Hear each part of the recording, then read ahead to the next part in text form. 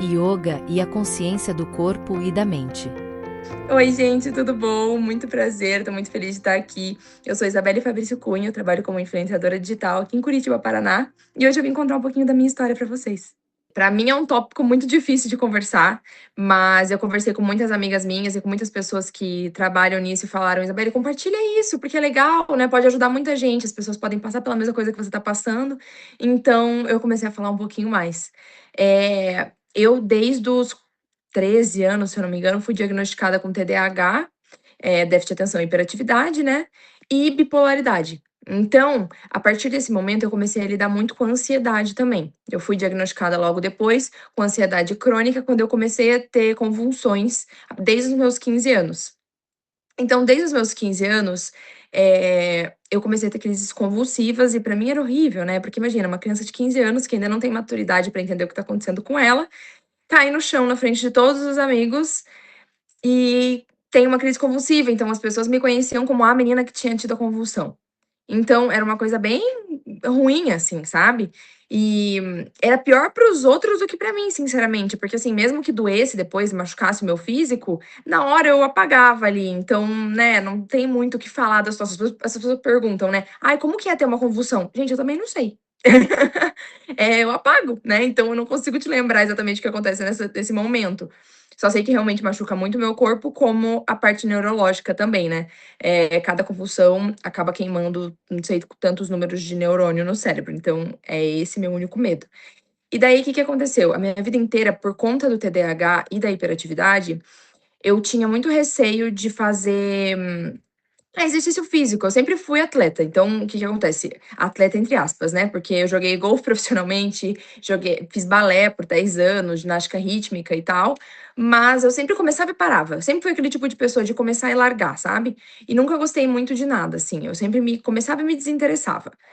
E daí porque eu acho que são coisas que também, colocavam muito a minha ansiedade pra cima, sabe, então eu não conseguia muito focar naquilo que eu estava fazendo e acabava desistindo.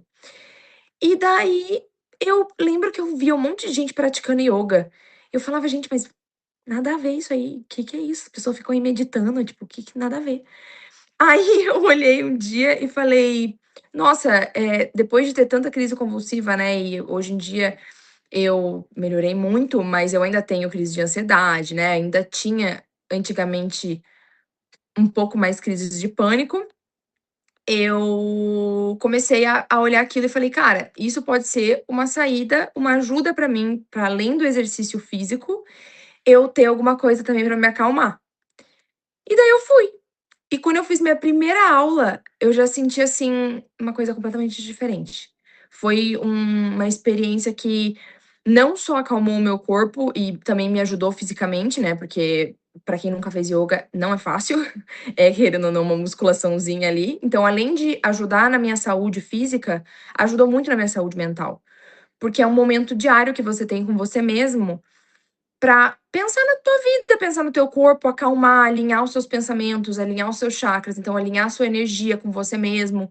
E foi uma coisa que, inclusive, me aproximou de Deus, da minha fé. Então, todo dia que eu tô ali, tanto que se você vai com algumas professoras diferentes, elas falam: "Agradeçam ao Deus que vocês acreditam", e eu realmente faço uma oração. Então eu agradeço a Deus todos os dias por estar me dando as forças pra estar ali, por dar o meu corpo, pra dar minha saúde. E então, assim, é um momento tão pra mim ele passa o físico, sabe, é uma coisa muito só quem faz ioga vai saber o que eu tô falando. E assim, não é fazer ioga uma vez por mês, assim, não, é uma prática mesmo, é uma coisa que ele tem que ter uma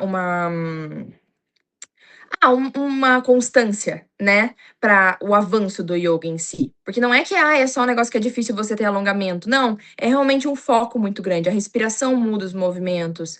Então, a partir desse momento que eu comecei a fazer ioga, eu tive essa conexão comigo mesma e com o ambiente onde eu vivia, porque quem tem ansiedade crônica e quem tem crise de pânico sabe que a gente tem muita dificuldade de conviver com o mundo ao nosso redor. Então, isso foi uma coisa que me ajudou muito também. E o que que acontece? Nessa época eu estava tomando muito antiepilético, né, o remédio que eu tomava, e me deixava muito pra baixo. Então eu acabava ficando com crises depressivas, Eu não queria levantar da cama, eu não queria fazer nada. Então, assim, o que que eu fiz? Eu falei: "Cara, isso tá me ajudando tanto que eu acho que eu posso experimentar tirar o remédio". Obviamente, nenhum doutor, nenhum médico falou pra fazer isso, eles não, né, não incentivam, né, parar de tomar o remédio, o antiepilético, até porque o risco de você ter uma convulsão, como eu falei, acaba queimando neurônios, então eles falam que não vale a pena correr o risco de poder ter uma convulsão, entende. Mas desde que eu parei de tomar o remédio, eu nunca mais tive nenhuma convulsão, porque eu acho que a prática de ioga, ela realmente entrou como um tipo de medicamento holístico, né, no caso, nesse caso. Então, eh, cara, eu não sei nem explicar o quanto que isso mudou a minha vida, porque eu sempre fui uma pessoa que lutei muito contra a ansiedade, contra tudo isso que eu contei, e assim, mudou demais, é incrível, é bizarro. Eu até falo para o meu noivo às vezes, quando eu fico sem fazer, parece que é outra pessoa, assim. Eu fico mais irritada, eu fico mais facilmente desviada, assim, a atenção das coisas. É muito engraçado, assim, porque querendo ou não, a ansiedade em si, ela não é uma coisa exterior, é uma coisa interior, né, é do nosso interno. Então a gente cria coisas na nossa cabeça que causam a gente ter uma ansiedade. Ou você imaginar um futuro, ou você imaginar alguma coisa absurda que está acontecendo. Tem pessoas que têm medo de ter doenças, tem crise de ansiedade, tem pessoas que têm diversas maneiras. E eu acho que o yoga em si, ele faz você focar no presente, no agora e no teu corpo, em tudo que você sente. Então, meu, pra quem tem ansiedade é perfeito. E pra quem tem epilepsia também. Por quê? Porque a gente acaba tendo consciência corporal do tudo que tá acontecendo aqui e agora. Então, às vezes eu sento assim, tô tendo uma crise de ansiedade, eu só sento, medito um pouco, faço umas posições de yoga, respiro, e é uma coisa que me volta para o meu eu, assim, sabe? Eu saio dessa loucura do pensamento, da crise de pânico, da crise de ansiedade e volto pra mim. Então, é muito engraçado isso, assim, quando eu conto pra as pessoas que nunca fizeram ioga e que não convivem com isso, acham um pouco de loucura, né. Mas é, assim, uma coisa que realmente mudou minha vida, eu não tenho nem como explicar. Como é uma aula de yoga?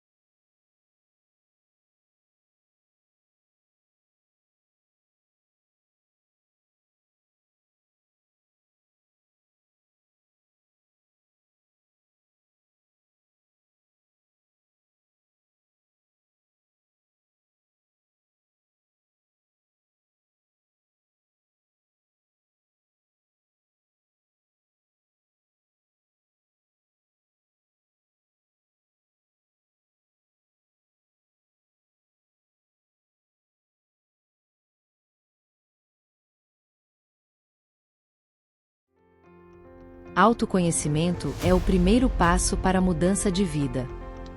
Eu paro pra pensar nisso um pouco, eu me emociono um pouco, porque é algo que quando as pessoas lutam com isso a vida inteira, e a gente descobre algo que ajuda, é muito gostoso e é muito libertador, né. Então, eu acho que, pra falar bem a verdade, o que mais me ajudou em tudo isso, tirando a parte do ioga, foi tratamento psicológico. Então, assim, a terapia ajuda demais, porque você, aprende a se entender, né.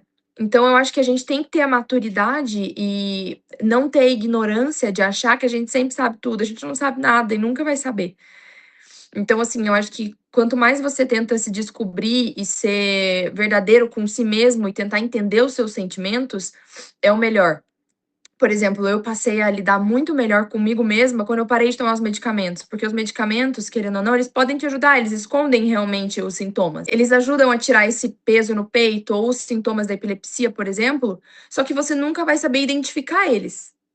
Então você nunca vai saber se prevenir contra eles ou, né, criar um escudo, emocional, né, por essas coisas. Então eu acho que tentem se descobrir mais, tentem buscar mais, porque o medo da doença ou o medo de algum problema, de algo que você tem, causa mais medo.